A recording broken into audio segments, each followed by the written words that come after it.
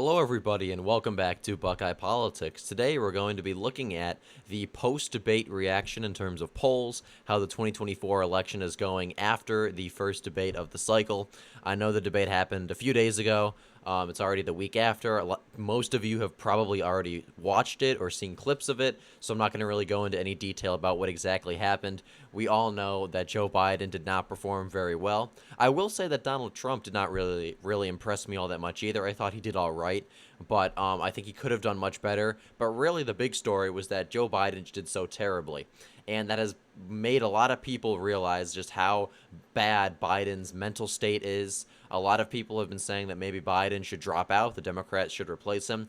I don't think that's going to happen. I think Biden and Trump is going to be the setup for the election in November, but it's already the start of July, and Democrats are running out of time to try and rebound in the polls and fundraising and registering voters and all that, and turning out voters, all that good stuff. So what we're going to do today is I was kind of thinking about how I was going to make this video in terms of looking at the polls since the debate. I'm going to go on Twitter and go on Interactive Polls, which is an account that posts polls, and we're going to start from June 28th, literally the beginning of June 28th, the day of the debate, like midnight after the debate, 3 minutes after midnight, and go up and look at the polls conducted since the debate, kind of analyze them, see what's going on, so we can kind of see what's happened since the debate last week. So this first poll isn't really a poll, it's just who won the debate. This was done by CNN. A lot of you have probably already seen this, but it is important. Donald Trump got, in terms of people who watched the debate on CNN, 67% said Donald Trump won. 33% said Joe Biden won. That is a pretty big margin. I mean, when 2/3 of people agree on anything nowadays when it comes to politics, that's a pretty big deal. So Trump handily won the debate over Biden in terms of people viewing on CNN.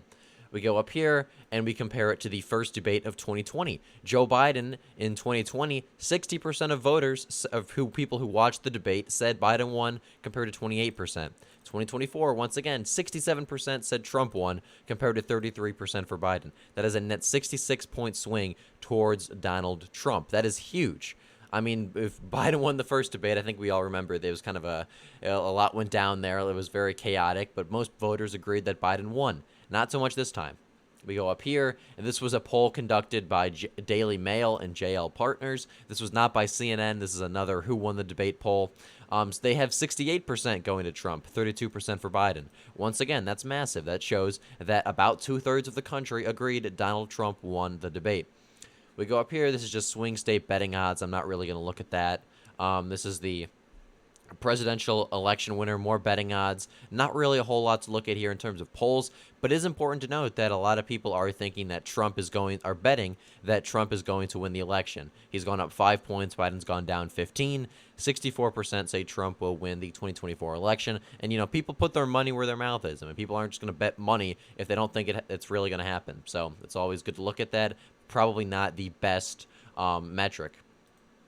Looking at this poll from Gallup, this is more about economic conditions. -6, so getting worse, up 6 in terms of how the economy is doing. So voters are still saying the economy is not getting better. This is just about betting whether Trump drops out of the race. This is an interesting poll. This is from Coefficient. This is in the state of New Jersey. Now, this was conducted the day before and the day of the debate, so this really won't be affected by the debate. But still, I mean, the fact that Trump is leading in New Jersey, a state that voted for Joe Biden by 16 points, has been a staunchly Democratic state for the last 30, 40 years or so. They do have a lot of undecided, a large amount of third-party voters. Do I think Trump is going to win New Jersey? No. But it is just very interesting to see that even before the debate and around the time of the debate since then, Trump has been surging in the polls. This was just a poll of what people said they thought about Trump and Biden during the debate. I'm not going to look at that. Here's just more betting odds, as you can see, shifting heavily towards Trump and away from Biden. This was a poll by Survey USA since the debate. It has Trump up by 2. Not a whole lot to say there. It makes sense. If Trump wins the popular vote by 2 points, he's basically guaranteed to win nationwide in terms of the Electoral College as well. Obviously, it's not a huge margin right there, but still, Trump is still leading in that poll.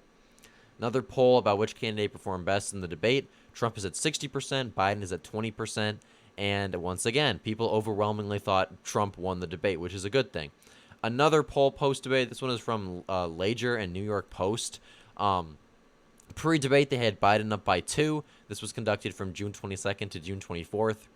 Post-debate, so the day after the debate, basically, they have Trump up by 7. And then they also have Trump handily winning the debate. So once again, I mean, this is another poll that has voters shifting heavily towards Donald Trump after the debate, and it's just very interesting to watch. This is a poll for the Senate race in Montana. A post-debate poll by Morning Consult has Biden up by 1. This was the only poll that has Biden still leading, but I will point out that a Biden plus 1 electoral college, popular vote victory is still likely a Trump electoral college victory. It's obviously much closer, but still, it's still decent news for Trump. This is another post-debate poll from Data for Progress.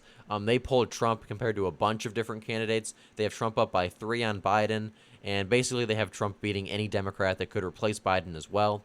But the most important one, once again, is Trump up by 3 over Biden. In the state of Michigan, we have Trump up by 4 over Biden. This was conducted before the debate, but still, the fact that Trump is leading by 4 before the debate even happened, when, as we have established, the vast majority of voters agree Trump won the debate, is certainly a good thing. We also have a post-debate poll out of the state of Michigan from Patriot Polling. Has Trump up by 3.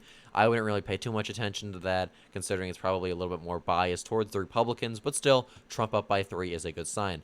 Here's some more betting odds. Here is a big one. Atlas Intel. This is a pollster who was the most accurate pollster of the 2020 election.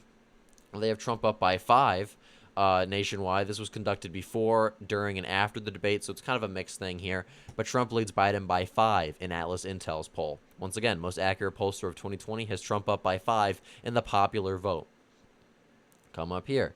Once again, it's a poll from CBS that has Donald Trump winning, with the vast majority of voters agreeing Trump won the debate, including a vast majority of independents, 61-8. That is a crazy number. 61-8 independents said Trump won the debate. Very interesting to see. Very good sign for President Trump. Go up here, we have a national polling average. Trump leads by 1.3 on 538, which I will say doesn't seem like a whole lot, but you got to remember that is in the popular vote, and that is basically a Trump electoral college win, probably relatively handily. Probably 2016, if not better, in terms of how Trump does in the electoral college if he wins the popular vote. And you can see here, since the debate, Trump surged. They were basically even neck and neck, and then the last few days, Trump has surged on 538. Yeah, very interesting to say the least. That was just from 2020. These are the state margins based on 538. Trump basically sweeps every swing state, including Arizona. So 2016 map plus Nevada is what 538 polling averages suggest now. Is that going to happen? I don't know, but it's interesting nonetheless, and it's obviously a good sign for Trump. I'm repeating myself here, but still, is Trump going to win by this margin? Are the polls going to be totally accurate? No, but every metric suggests that Trump is going to win the election handily. So it's hard to find, fault with that in terms of saying that, oh, Trump is not going to win. It's not like it's neck and neck still. Since the debate in the last few days, Trump has definitely surged. Is that going to hold by November? I'm not sure. I would assume not, but it's just interesting nonetheless.